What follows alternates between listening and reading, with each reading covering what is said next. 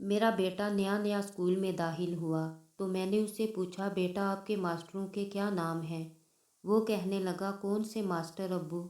मैंने कहा, बेटे वही मास्टर जो आपके स्कूल में होते हैं। नहीं अब्बू, हमारे स्कूल में तो कोई मास्टर नहीं होते। वो बोला, हाय गज़ब, खुदा का स्कूल में मास्टर नहीं है, ये कैसे हो सकता है? कह जो रहा हूँ कि हमारे स्कूल में मास्टर नहीं है। मास्टर नहीं हैं तो फिर तुम्हें पढ़ाता कौन है? हमें टीचर पढ़ाते हैं। अच्छा, बहुत खूब, बहरहाल आपके स्कूल में हेड मास्टर होगा। वो भी नहीं है, हमारे प्रिंसिपल हैं।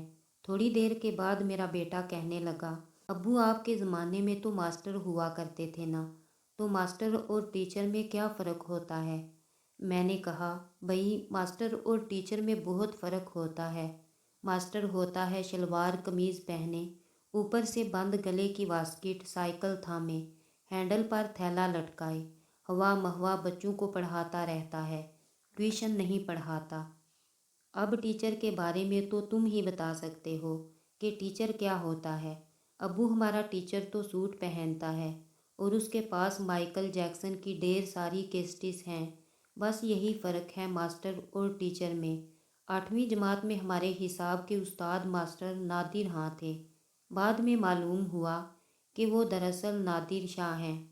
वर्नी कलर फाइनल का इम्तिहान सर पर आया तो मास्टर नादिर हाँ को बुखार चढ़ गया।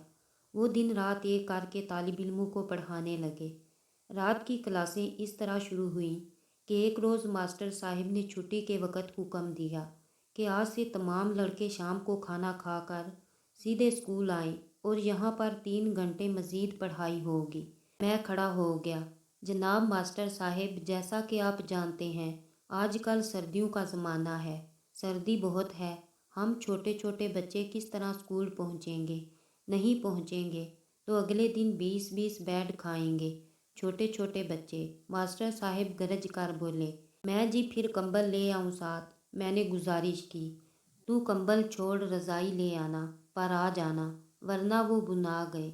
इस शाम खाने के बाद मैंने घर की सबसे तवीलो अरीज रज़ाई साइकिल के कैरियर पर बांधी और स्कूल पहुंच गया। शाम की नशिस्त के लिए कमरे में से डेस्क और कुर्सियां वगैरह उठाकर सफ़ें बिछा दी गई थीं। इसलिए मैंने आराम से एक कोने में रज़ाई रखी और उसे ओढ़कर बड़े मज़े से टेक लगाकर बुरजमान हो गया। मास्टर नादिर कमरे में दाखिल हुए। तालिब इल्मों की तादाद देखकर बहुत खुश हुए। ब्लैक बोर्ड साफ करके उस पर कुछ सवाल लिखने लगे तो उनकी नज़र मुझ पर पड़ी। ओए तू हुक्का पीने आया है यहाँ मुस्तनसर? ये रज़ाई किसकी है? मैंने वहीं बैठे बैठे कहा, मास्टर साहेब मेरी है, और आपने खुद ही तो कहा था कि तू कंबल छोड़ रज़ाई ले आना।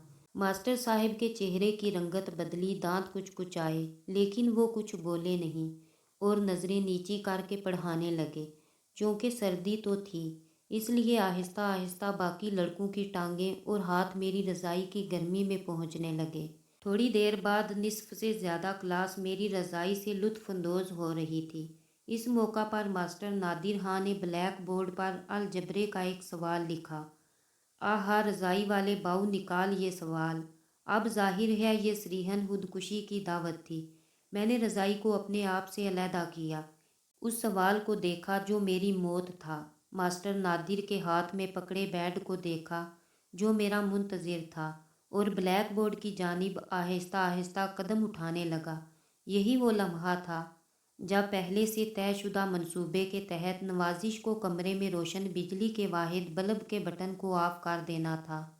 चुनाचे ऐन उस वक़्त जब मैं तख्तादार पर चढ़ने को था, रोशनी गुल हो गई और दमा चौकड़ी मच गई। मास्टर साहेब अपना बैड उठाए अंधेरे में ही हिसाब किताब लगाते मुझ पर वार करने लगे, लेकिन मैं वापस अपनी रज़ाई में पहुंच चुका था जिसकी दबीज़ तहें मेरे लिए डाल का काम दे रही थीं। अंधेरे से फ़ायदा उठाते हुए पेशतर लड़के खिसकते खिसकते क्लासरूम से भाग गए और उनमें मैं भी शामिल था, अपनी रज़ाई समेत। बहुत अरसे बाद एक रोज़ मेरी दुकान पर एक बूढ़ा शख्स आया जिसकी मूंछें मुर्दा हो चुकी थीं, आवाज़ में थरथराहट थी और आंखें बुझ रही थीं। मैंने हाथ आगे किया तो उसने मुझे गले लगा लिया। मुस्तनसर, मैं बड़े फ़ख्र से लोगों को कहता हूँ کہ تو میرا شاگرد ہے۔ میری آنکھوں میں نمی کی ہلکی تہ اتر آئی۔ یہ ماسٹر نادر ہاں تھے۔ ہاں، ماسٹر اور ٹیچر میں بہت فرق ہوتا ہے۔